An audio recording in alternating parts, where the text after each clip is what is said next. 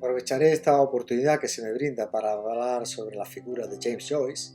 ofreciendo un lacónico, aunque espero que intenso, acercamiento a su obra más universal, Ulises. Obra que tengo aquí y que, como pueden apreciar, pues consta en la mayoría de las ediciones de unas 936 páginas, en otras de 650 y tantas, en fin, una obra densa y un acercamiento muy profundo y muy veraz del autor. Es cierto que Joyce ha creado escuela, afición, admiración y auténtica veneración entre la crítica y también los lectores a nivel internacional, que ha despertado pasiones y devociones en igual medida que odios también y repulsiones, y ante todo que ha sido el hacedor de un credo, el de los miles, por no decir de cientos de miles de joycianos, que diseminados por casi todos los rincones de este planeta intentan, unos con más suerte y otros con menos, definir, explicar, deducir, interpretar, reinterpretar y hasta incluso descubrir y desvelar los misterios y los secretos ocultos como tesoros en cada capítulo, párrafo, escena, frase y hasta palabra de esta novela universal del inmortal genio irlandés. Joyce fue desde el principio muy consciente del enorme trabajo que dejaba para la crítica, pero un gran sector de la crítica en cambio no ha sido consciente de que Joyce dejó los problemas de reinterpretaciones para ellos y para nadie más, y en cambio dejó la lectura divertida y sencilla de esta novela, Ulises, para los simples mortales. Con esto quiero hacer ver los dos tipos de planteamientos que la lectura de Ulises nos ofrece. Primero, que sería el del erudito que nos puede ahogar en interpretaciones infinitas que tratan de descifrar probablemente lo indescifrable y el cual pues preferiríamos dejar para discípulos casi mediáticos. Y un segundo enfoque, eminentemente didáctico y también jocoso, que nos pasea por toda la novela como un proceso creativo, abierto al comentario libre, a la búsqueda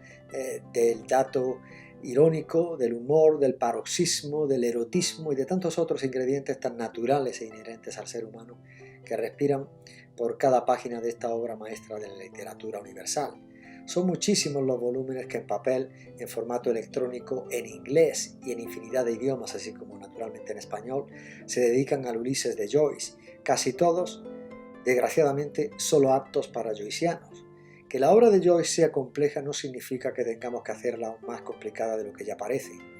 Que estemos ante la obra de un genio tampoco significa que solamente pueda ser leída o interpretada por genios. Sin duda, este no era el propósito de Joyce. Y ante todo, hay que recordar que Joyce era, como hombre y como escritor, un realista, un simbolista, un surrealista e incluso, si me permite, un cubista del lenguaje, pero también un sátiro, todo un erudito en mitología y un afectado melómano que encontraba en el lenguaje infinitas expresiones de musicalidad. De este modo, su tratamiento del lenguaje debe interpretarse como un juego del cual él, y únicamente él, es un virtuoso intérprete y nosotros, los lectores, su asombrada y admirada audiencia. En Ulises, la escritura está íntimamente ligada a los efectos materiales del lenguaje y a sus posibilidades de transformación como algo material. Por tanto, la desatinada y lacerante inclinación de muchos a pensar que leer Ulises es como descifrar un lenguaje críptico o como si se estuviera ante una especie de jeroglífico egipcio salvando las distancias, es tan obtuso como ridículo. Hay que dejar claro que esa hipotética criptografía del lenguaje de Joyce no es sino consecuencia de la engañosa y fantástica quimera a la que tantos y tantos posibles lectores voluntariamente se han sometido antes de darle a Joyce la más mínima oportunidad siquiera de leerlo pacientemente. Para leer Ulises hay que partir del principio de que para Joyce la lectura no es un acto pasivo, como suele ser para la mayoría de los lectores, sino un acto de metamorfosis activa, un acto de constante desplazamiento del lenguaje. Captar esta metamorfosis en toda su transformación con los ojos, los oídos y el pensamiento del maravillado viajero que se adentra por un mundo tan sutil como real, tan subjetivo como objetivo y tan musical como silencioso, así como tan colorido y como diáfano a la vez, debe ser también el principal objetivo de cualquier lector. También hay que recordar que todo cuanto acontece en esta obra, en Ulises, tiene lugar en la ciudad de Dublín y en sus alrededores en un jueves del día 16 de junio del año 1904, en las primeras horas de la madrugada del viernes 17 de junio de este mismo año, es decir, desde el 16 de junio de 1904 hacia las 8 de la mañana hasta las primeras horas de la madrugada del viernes 17 de junio del mismo año 1904, donde la novela proyecta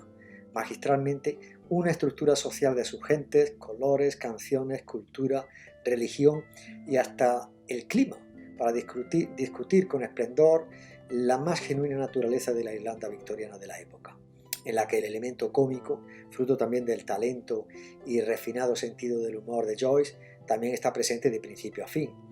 En cuanto a los personajes, desde el primero hasta el último, todos cristalizan dentro de este artístico laberinto de la sociedad irlandesa, que respira y siente por cada uno de ellos. La novela, por tanto, se inicia en la Torre Martello, en Sandy Cove, en la playa que bordea la bahía de Dublín, a unas 7 millas, podría ser unos 11-12 kilómetros al sur de la ciudad, y termina en la cama del matrimonio Bloom. Sí, en la cama, en el dormitorio de los Bloom, compuesto por Leopold Bloom, el protagonista masculino, o uno de los protagonistas masculinos, junto a Stephen Dedalus, y Molly Bloom, la esposa de Leopold Bloom, que de hecho será esta la encargada también de cerrar la obra en el capítulo 18, conocido también como Penélope, en cuanto a su marcado paralelismo con la Odisea de Homero, donde la protagonista femenina de Ulises ofrece el monólogo interior más afortunado e infortunado de la literatura en lengua inglesa y probablemente de la literatura universal. Y así es como arribamos en esta fecha, este 17, del 16 al 17 de junio de 1904, al último puerto de un largo periplo, de un largo recorrido, paralelismo también con la Odisea de Homero, en esta eterna jornada de este 17 de junio del año 1904, que además de fin de la obra y retorno al principio de la misma, porque aquí se ejecuta el denominado y conocido eterno retorno baconiano, Joyce consigue convertir al lector individual en el viajero de su particular odisea por la novela, confundiéndolo con cientos o incluso podríamos decir miles de voces que pudieran extraviarlo en la mitad de la tormenta. Y si no extraviarlo, hablándole con una sola voz, hablándole también con todo su registro, para que pueda este lector detenerse en cada estación con su mente, con la mente universal o individual de cada uno y el entendimiento ya ordenados y sosegados. Y así encontrar en cada puerto de este íntimo periplo, que es el periplo de cada individuo, de cada ser humano, encontrar también algunas respuestas a sus o a nuestras muchas preguntas. Y para que una vez llegados a este último destino, el dormitorio de los Bloom, el dormitorio que se convierte en esta especie de dormitorio universal,